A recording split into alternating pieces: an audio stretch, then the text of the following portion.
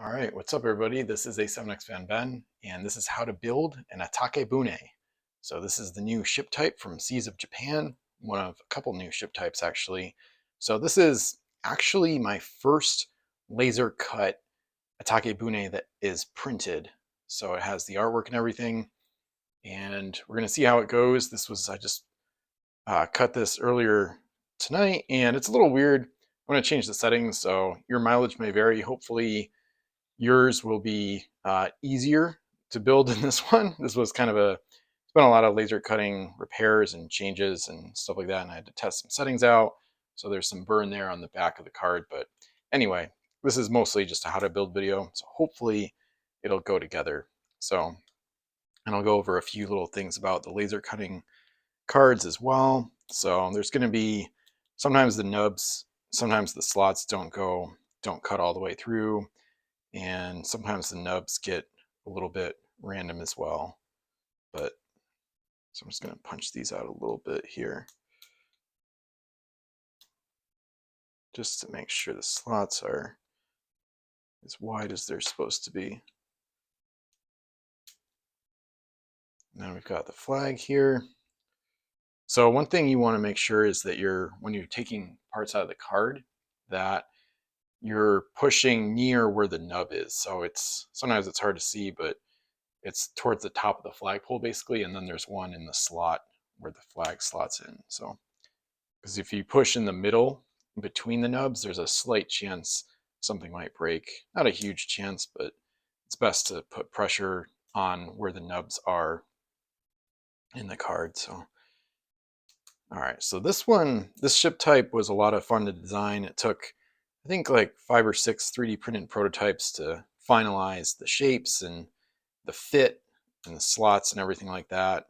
And there are a lot of parts to it. So I would say this would be probably, of this 4 new ship and creature types in Seas of Japan, this one I would say is overall the most complicated. So it's not too crazy. It's really similar to just 2 boxes stacked on top of the hull, and then with oars similar to a galley. So it's not too complicated overall, but I definitely want to point some things out here in this video that should help. And I think I might, just to speed up the video, I think I'm going to make a companion version where I build the like a 3D printed blank version or something similar to that. So, of course, you don't have to punch all the pieces out to get started, but that's usually what I like to do, is just punch everything out and then organize from there, basically. So this is going to be the top deck. As you can see, this one is smaller than the main deck.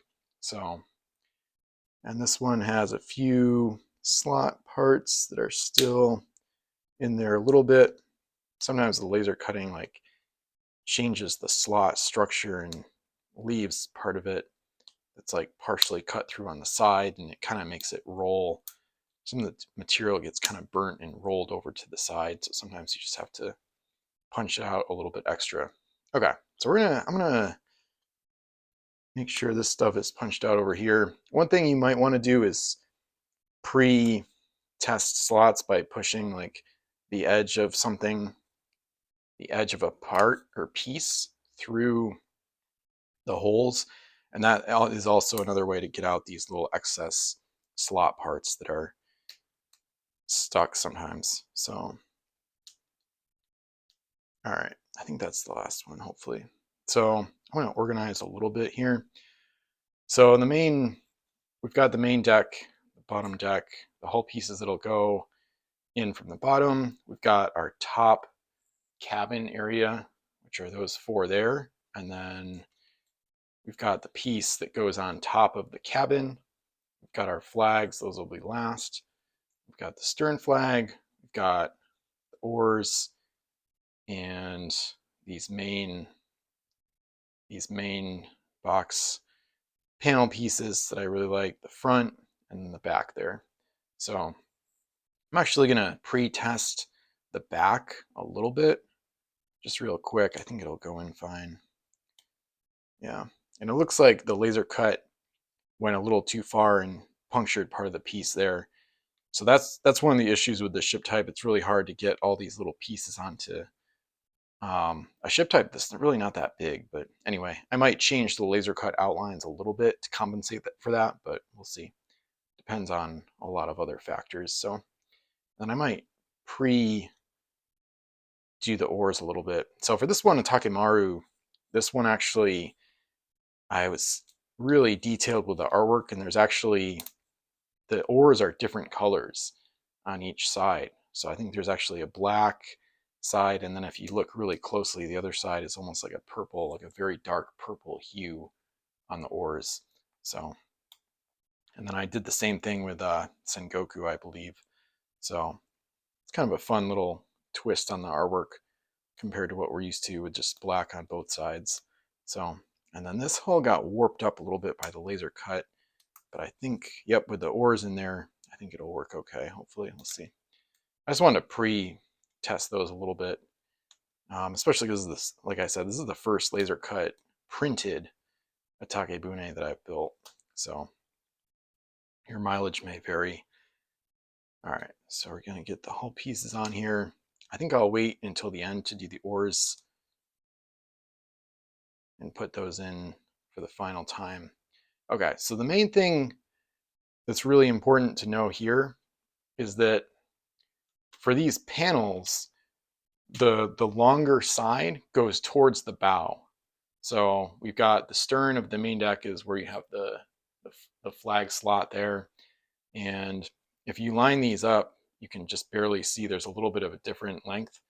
So here I can tell that this is the longer side here. So if I flip this one over, that's the longer side. So on that other one. So now these go into the outskirts, those edge slots there. So far the slots are actually surprisingly kind of loose compared to what I'm used to, which is weird because this styrene is a little bit thicker by about 0.1 millimeters than what I'm used to. So, all right, so there's that. We've got the back piece in. So the back piece has 2 tabs that goes in towards the stern there, the back panel. And then we've got the front panel just has 1 tab at the bottom. So that one goes there.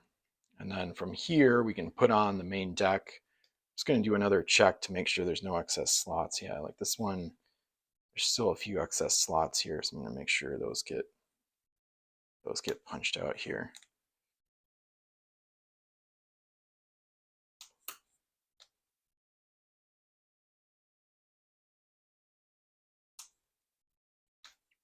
I thought about adding lines to the laser cut outlines where it cuts a little extra in the middle of the slot, like an extra line, to try to remove this excess during the laser cut so there's less post-processing you have to do. What I'm worried about if I add that is if it's going to widen the slot because you don't want them any wider. So, okay, so now we got the main deck going on here like that. So here on this main upper deck, we're going to have the cabin slots are going to be towards the bow. So those are going to be towards the front of the ship.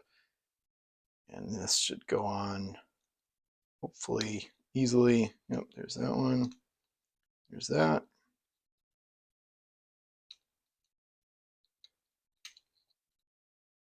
Okay, and the front one. Yeah, this is where I'm gonna have to edit the laser cut outlines because there's not enough space. There is in 3D printing, but that's where you have a little more precision. With the laser cut kerf, it cuts a little wider so that this little space that bridges the gap between the slot and the edge of the deck is too thin and usually gets broken.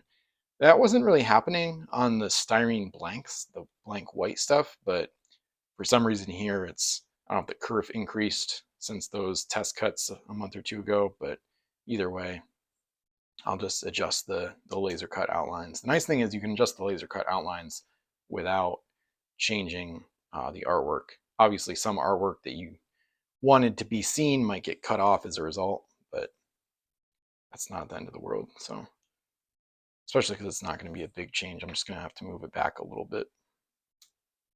All right, here's this. So the top of the cabin, this one still has a little bit of excess slot stuff in it. So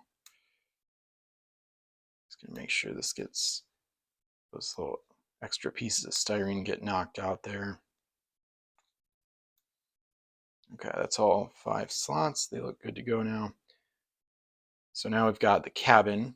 So here, the collector's number and the set icon, as usual, go on the inside. So that's kind of a guide for how you'll know which is the inside and outside of the cabin walls, basically. So looks like this one still has a little bit of excess in it. Okay, so we'll just pop it through. All right, this was actually one of the hardest parts of the ship to figure out back when I was getting all the 3D printed prototypes and stuff, because you don't want the cabin to be too big, but smaller it gets, the harder it is to fit things together properly and maintain tolerances and whatnot. So it's one of the trickier parts of the ship to design and prototype effectively. So once you have all 4 cabin walls on there, you just want to line up the slots of the top of the cabin and then pop that on there. Should fit decently. And now we can put the oars back in.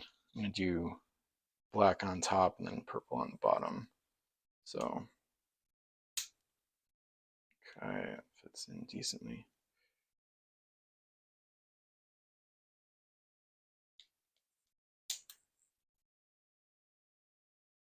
Okay. Oh, one of those slot pieces went inside the box. Okay, pretty close. Yeah, for some reason the flag slot is like way too wide. I don't know if it double cut, but either way, stern flag won't quite stay in, but oh well. Try the top flag slots. Yeah, I think I'll mess around with curve offset because it's a little, some of the slots are a little looser than they're intended to be.